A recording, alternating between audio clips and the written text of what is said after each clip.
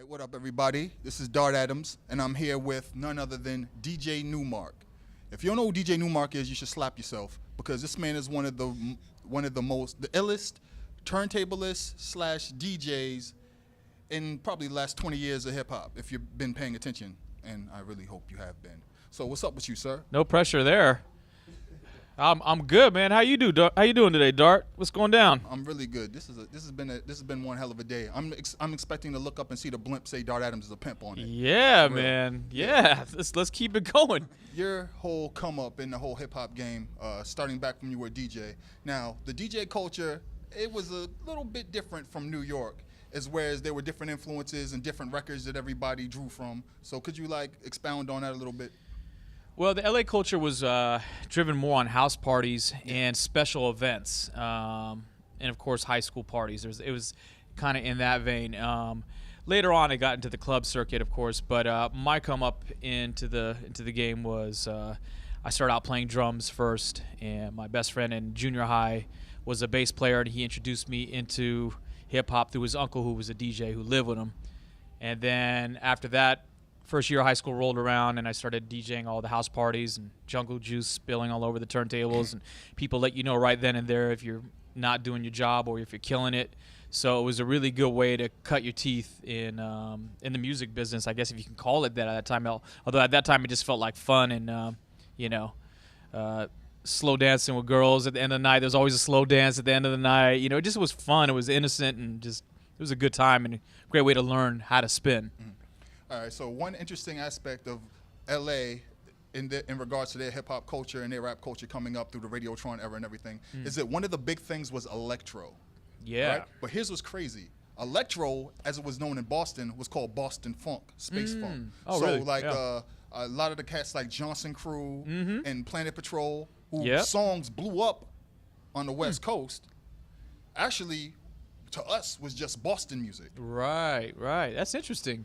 Yeah, I mean, well, my electro experiences were really heavy, were heavily pushed through the Latin community in Los Angeles because they were, interested. Well, on the West Coast, it was Egyptian Lover and that stuff, but we were getting a lot of the Detroit influx through, Clear and those kind of records, and of course, Hashim and all that, big ups to Juan Atkins. Yeah, if you don't know what Juan Atkins is, again, slap yourself. Yeah. He's the originator of techno along with two other guys. Go back and look at your history. Yeah. So, yet another contribution that Detroit has given this amazing country of ours. So, we were really heavily influenced, I guess, by the Detroit sound very early on, and as you say, some of the Boston sound too. But, it is at that time it was just electro, and it was those were the type of records that you needed to pick up the house party when the hip hop stuff was just getting too monotonous in the 95 BPM kind of thing. So, all right. So your inception in the DJ culture, you coming up. We come through this era where it's like 84, 85, 86. Then bam, 86. All of a sudden we start getting regular rap records. Yeah. 87 we get them more regularly, and people start learning how to use equipment. 88. We're all the way in the new era that we call the golden era. Yeah. Could you talk about how that changed, especially DJing? Well, at the beginning, to kind of go to the beginning of what you were talking about, like the 84, 85, and even 86, we were at that real innocent era of hip-hop where we were waiting for the records to come from the East Coast, where they were ahead of us still. And records were not released simultaneously, no matter how many people argue about it. They just weren't, because you would go to record stores like, at the time was Music Pluses and Tower Records and whatever little mom and pop stores, and the records that were on the East Coast, especially like Juice Crew stuff and stuff that was early on, even stuff on Profile, it just wasn't in the stores. You had to really go digging for it or go into South Central, but even then you still weren't guaranteed you were going to find those records. So we had that real interesting grace period, which is when I met Dave New York. Where we were like, oh my God, they got that record before us, or how do we get that new record? So, but then to answer your question, when 86, 87 rolled around, it was just like the explosion hit, Def Jam tours were happening and all kinds of crazy tours were happening. And as a 13-year-old kid or whatever, however old I was at that time, I was just like intrigued by it all. And it really stole the bad boy image out of rock, in my opinion. All right. So when the whole turntablist aspect came into the game, basically it's like attributed to the Turntablist tape and the whole culture around that. So how did you get into the whole DJing aspect as opposed to like the turntablism, or did you fall into the turntablism thing and then you were just like At the end of doing all the house parties, yeah. 91, Yeah. 89, 90, in that era, I don't know when I stopped. I had a choice to go, full-blown DMC turntablist, doing tricks on turntables, or getting deep into production. Yeah. And rocking parties, and I watched the DMC tape, and every single contestant said, when they were asked by the journalist or whatever, what are you doing after this? He's like, I want to be like Pete Rock. Everybody wanted to be like Pete Rock and be a producer, and so I come from a school playing drums since the age of 7 years old, and I actually got my first beat machine before I even touched turntables. So which one? 606 Roland. Whoa. Yeah. So that was the first introduction into hip hop before turntables. So Okay. at that stage in 90, 91, I was going back to my roots, so to speak, and going into production and Yeah. trying to learn how to rock a crowd as opposed to just doing tricks and winning battles. Yeah. But I was in a lot of battles at that time. They were just local block battles or going to people's houses and battling for equipment. I remember I got this guy's mixer out of his own house from battling him. I felt bad. I don't know what the hell I was doing in the hood, battling someone in their own crib. You just do crazy stuff when you're a kid, especially in the 80s. Now we're down to your production, the Yeah. beginning of your production career. What was your earliest production and how did you get into it? Like my first song I ever produced. Well, like your first song, the era of your inception into the whole production game. Oh man, that was actually realized. I think. Wow, man. First one that came out on wax. I'm trying to think. It might have been a song I did for a small group on the West Coast called Manish.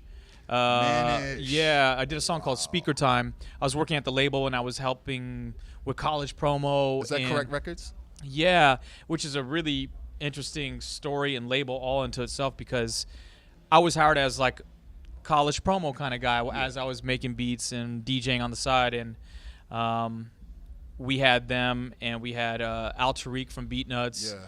and David Banner Yeah, I remember. was part of Crooked Letter, Yeah. and then I signed an artist named Grav who From Chicago. from Chicago. And he had one beat that he did with an artist by the name of Kanye West. And I was like, yes, we need 6 or 7 more of those, and we got an album. And so myself and Grav were responsible for Kanye West's first production on vinyl. Yes. Not Dame City Dash. to city. City to city. City to city, yeah. And what's hilarious is that when he was first listed, it said Kang on it with an E. And his publishing company was Conceited Music. Yeah, he hasn't changed. People say that Ye's changed when he got money. No, he's always been very, very confident young individual, and God bless him for blowing up the way he has. All right. So before Jurassic 5 became Jurassic 5, it was actually supposedly a mix between 2 groups. Yeah. Yep. And which group were you in?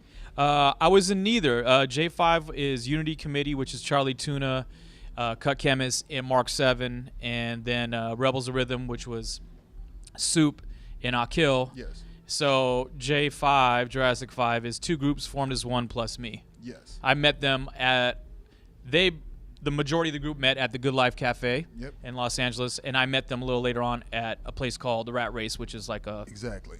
club that had live musicians and bringing MCs up to rhyme over the live musicians. And there's a movie called This Is the Good Life, which is made by Ava DuVernay. If you haven't seen this documentary, find it, watch it. Yeah, they did a great job, I thought, in that movie as well, man. All right. So what production sticks out in your mind that you're the proudest of?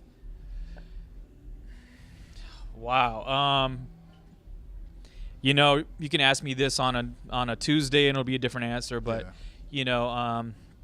I guess in the spirit of this tour, of the Word of Mouth tour, would be What's Golden from Jurassic 5. Yep.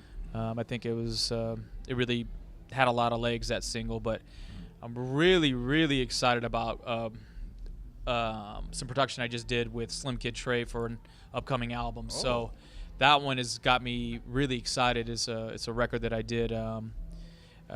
It's on Delicious Vinyl. It's coming out September 9th. First single features Dell and Murs.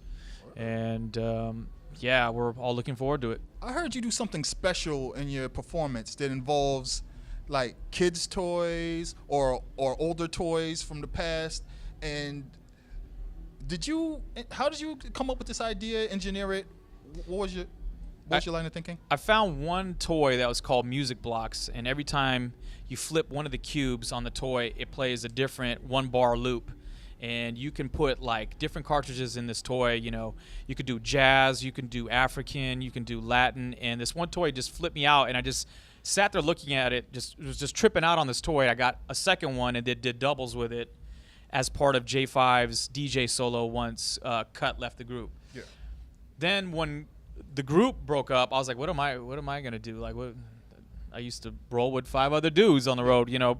So I decided to fill the whole stage up with kids toys. You can find it on the net under DJ Newmark toy set, but I fill the whole stage up with kids toys and rock my DJ set like that. But with J5, we have one gigantic turntable, 5 foot in diameter, operational turntable.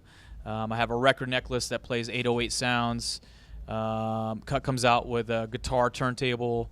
So this is kind of being infused back into the J5 thing, kind of on the remix tip, you know. Man, it was a pleasure talking to you. Yeah, You good are a talking legend. to you. Yeah, man. Respect to you. Yeah, man. Yeah, I had a good time. DJ Newmark. Cheers, man. One.